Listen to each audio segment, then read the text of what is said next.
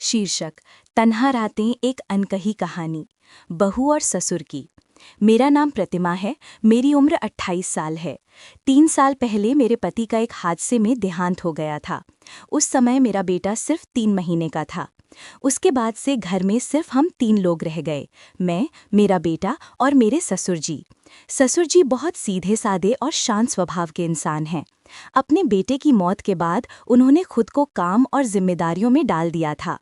मैं भी नौकरी करती हूँ और पूरे दिन की भागदौड़ के बाद जब शाम को घर लौटती तो अक्सर हम दोनों अकेले ही आंगन में बैठकर बातें किया करते। धीरे धीरे हमारे बीच एक अजीब सी समझ बनने लगी, जो शब्दों की नहीं, एहसासों की थी। कभी मैं थककर चुप बैठ जाती तो वो पानी का गिलास मेरे हाथ में रख देते। कभी उनका सिर दर्द करता तो मैं बिना कुछ कहे दवा पकड़ा देती। ये सब धीरे धीरे एक खूबसूरत और भरोसे भरे रिश्ते में बदलने लगा। एक दिन बारिश बहुत तेज हो रही थी, बिजली भी चली गई थी। मैं खिड़की के पास बैठकर बेटी को सुला रही थी, तभी ससुर जी ने आकर कहा, डर मत, मैं हूं ना। उनकी आवाज में जितना सुकून था, शायद उतना ही मैं पिछले कई सालों से मिस कर रही थी। बिजली गई हुई थी, घर में बस मोमबत्ती की हल्की रोशनी थी। मेरे चेहरे पर पड़ी रोशनी को देखकर ससुर जी ने धीरे से कहा, प्रतिमा, तुम बहुत हिम्मती हो और बहुत अकेली भी। उनकी बात सुनकर मेरी आंखें भर आईं। मुझे लगा किसी ने पहली बार मेरे अंदर की थकान और दर्द को सच में महसूस किया है। मैंने भी धीमे से कहा, ससुर जी, कभी-कभी लगता है जैसे हम दोनों ही इस घर के सच में अकेले लोग हैं।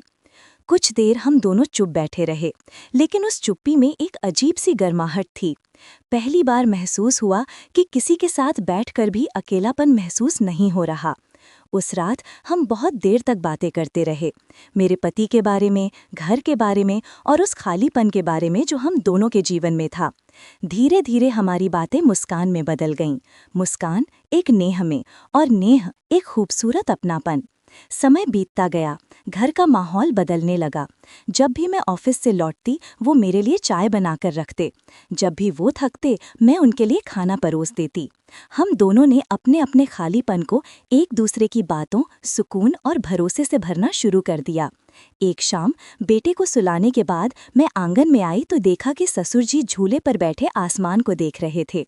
मैं पास बैठी तो उन्होंने कहा, तुम्हारे आने से ये घर फिर से घर जैसा लगता है। मैंने उनकी तरफ देखा और पहली बार महसूस हुआ किसी के शब्द दिल के अंदर तक उतर सकते हैं। उस रात हमारे बीच कुछ नहीं हुआ, बस हम दोनों ने एक दूसरे का साथ महसूस किया, जो कई सालों से अधूरा था। उसके बाद से हम दोनों एक दूसरे का हाथ पकड़कर इस तन्ही जिंदगी को थोड़ा आसान बनाने लगे।